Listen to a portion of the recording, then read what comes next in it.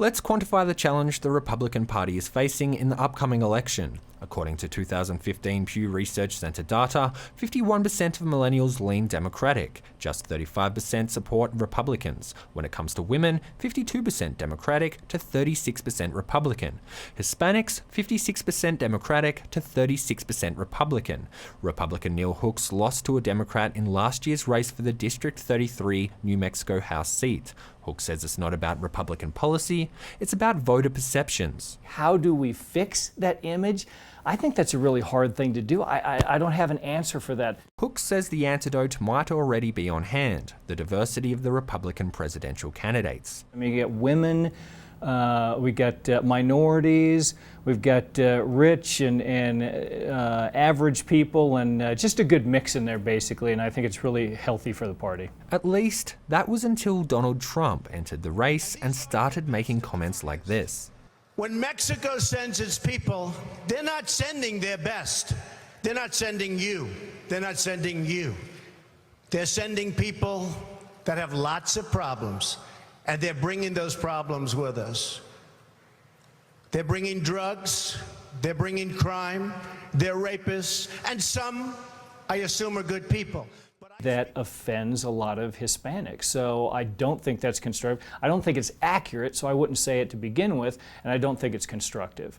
So yes, I think he is a hindrance. Spanish language network Univision conducted a poll, and 79% of respondents said they found Trump's comments offensive. Former ASNMSU college president Wes Jackson says Republicans have had a disconnect with minority voters, and he says statements like Trump's offend and alienate existing supporters. I mean, just speaking from my own experience, that's not my family by any means. My father was born in Mexico, came here the legal way, served in the armed forces, gave myself and my brothers the opportunity to go to college.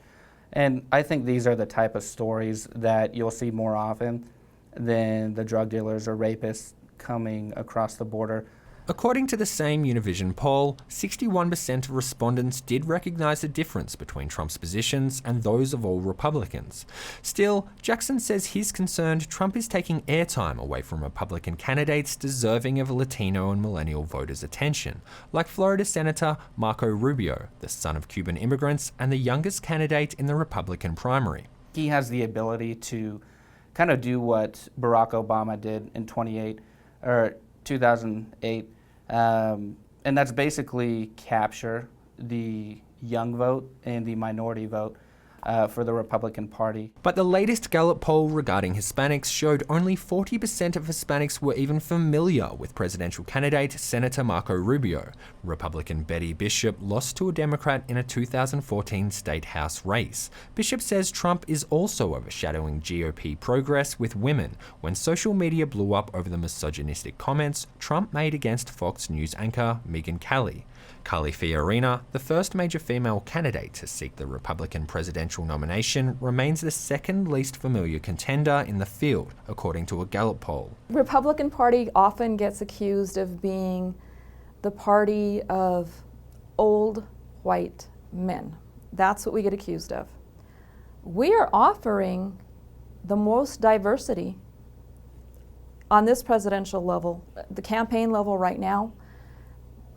We have a woman that's running. But that woman, Fiorina, is against abortion rights and against legislating equal pay. A 2015 Gallup poll says 54% of women identify as pro-choice. Fiorina only supports abortion rights in cases of rape, incest, or threat to a mother's life. Marco Rubio opposes it in every scenario. Still, according to a study produced by the magazine Campaigns and Elections, Democratic-leaning women, Hispanics, and millennials were most likely to shift their vote to the Republican Party after coming in contact with anti-abortion campaigns. But right now, the Donald is trumping issues in the campaign. You've called women you don't like fat pigs, dogs, slobs, and disgusting animals.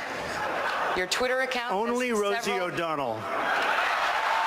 Betty Bishop says there might be a silver lining to Trump's blunt and off-the-cuff demeanor. I think he's saying some of the things that need to be said.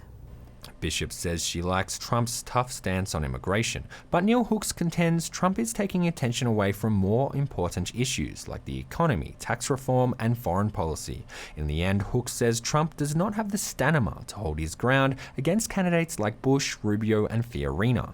Right now, Trump is leading the field. A recent Quinnipiac University poll found Trump with 28% support among registered Republicans. His closest competitor, retired neurosurgeon Ben Carson, was far behind with just 12% support. For KRWG, I'm Simon Thompson.